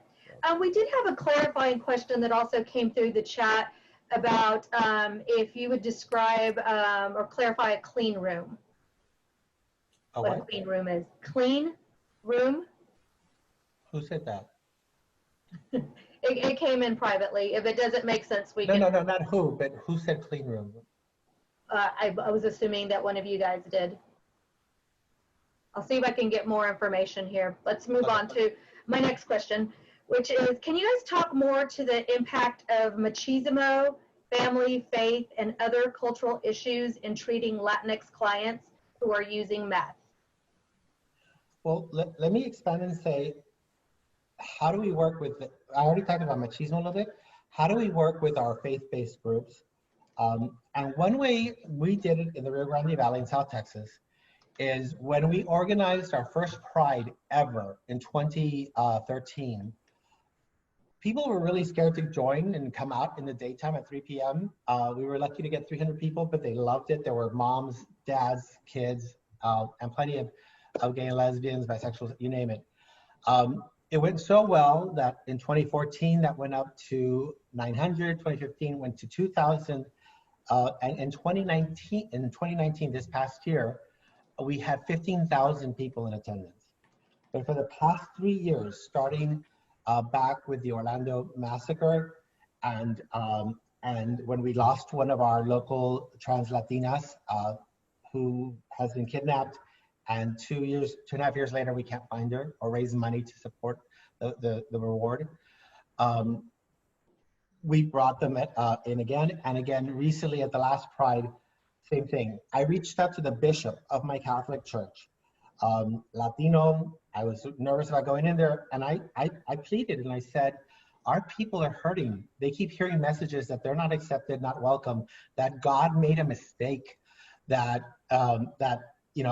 being who you are, true to yourself, is not appropriate within the Catholic Church. And they sent me a priest who had worked previously in HIV in New York at St. Vincent's, where most people with AIDS went to die. And he's compassionate, wonderful, bilingual. And every year he comes and speaks briefly and then prays over the audience. To see 15,000 people sobbing when a priest in his priestly attire says, God doesn't make mistakes. God made you just exactly how you are. You are not a problem, you are a blessing. And everybody sobs, myself included, is life-changing. We have to work with our local churches on both HIV and what it's doing to the queer community. Thank you, Oscar. We had a question come from the live stream of YouTube. It is hard to engage people to enroll in PrEP because there are no clear answers on the lawsuits. I work in prevention and do not want to cause harm. How has the lawsuits affected the Ready, Set, PrEP program? We touched on it briefly, but I think it's hurt us a lot because before they even come in, they've already been inundated with the messages. When they leave and they're taking medication, they see these messages and they wonder, and often do stop taking their medication. So we have to make sure that the staff who tests them and makes the referral to PrEP, and the PrEP navigators who get them on PrEP, and the doctors and nurse practitioners, et cetera, continue to reinstate the message that that yes, you're going to see advertising but I'm the professional. I'm telling you, I'm not making money like those lawyers are. I'm telling you the truth. Yes, over years, this can be harmful, but that's why we do labs every 3 months. And the minute there's an issue, you will know. And then we can transition you to something else. And now most people are doing Descovy, which is much easier on one's liver. But those conversations aren't happening in the exam rooms or anyplace else. And I think that's where we need to get to. And then those of us who do outreach need to promote that. Don't listen to all the bullshit. Come and speak to an expert before you decide. If I could jump in. So I'm trying to think that there's probably so many resources, I'm not sure where, but a number of the national groups have tried to push back to some of these lawsuits, and maybe it's the PrEP for All campaign that might be a place to look. But I think a number of the national groups have tried to speak with one voice on the safety of PrEP, the importance of it. And, perhaps we can add later to the chat or something information on how to find some of these resources too. Sure, and yeah. I would say advertise, and that's expensive. Billboards are beyond belief in terms of expense, but they're effective. On October 14th, for National Latino AIDS Awareness Day, BIV is going to be announcing, as part of their Positive Action, a new campaign for Latino MSMs. Specifically, they've been meeting with a group of us, 20 of us, for a year and a half, done focus groups across the country, 2 in South Texas, and they've developed a grant proposal and information that'll be made available. Apply, please apply. The BIV grants are lengthy, but not impossible to do. You can ask of upwards of $100,000 and use that money to promote PrEP, to educate the FQHCs, to educate the community. Please. Don't compete against me. All right, next question. Is there any information on meth use among Latino trans men? Jeffrey and Sean, you want to feel that? To be honest, I really can't answer that. You know, this, as we said, this is not our area of expertise, but I'm not aware of any. That is definitely, I think, again, a major gap in terms of just research on trans health, and particularly trans health research focused on trans men. I know one of the researchers that we've worked with in the past, Tonya Poteet, has done a lot of work, particularly on trans health, including on trans men. I can look and follow up with folks and share it in the kind of the resource email if we find anything. So two things there. We are in negotiations with Achieving Together to put together a transgender version of this and overall HIV that we hope will come to fruition this year, and all of you will be invited. The other thing is that my personal experience from having initiated and supported our trans community in developing their own support groups. The first one only had 3. Now we have them in almost every city, region that we have down here in this region. And what they've told me anecdotally, the facilitators, is because they've been trained on what's right and wrong and good and bad. How many trans men, trans women already are driven to sex work, so that's an issue. But how many trans men are engaging in unprotected sex with other men because they feel like, well, I'm not a gay man, I'm not susceptible anymore. But unless, I mean, penis and vagina still equals the same thing. Thank you. I've got one more question for you guys before we wrap up here. How critical is addressing meth use to efforts to decrease or end HIV? so if I could start, and maybe others have more to add. Earlier in the HIV epidemic, drug use, particularly injection drug use, was a much higher share of new cases each year. We've made major progress with access to sterile syringes. It declined dramatically. Now I think we're at about 10% of new diagnoses are associated with injection drug use. But as with all these things, if we let up in any area, we'll see a reversal. And that's what we're worried about, both with injection drug use, but other forms of drug use, as we're saying in the meth conversation, really in ways that can increase sexual risk.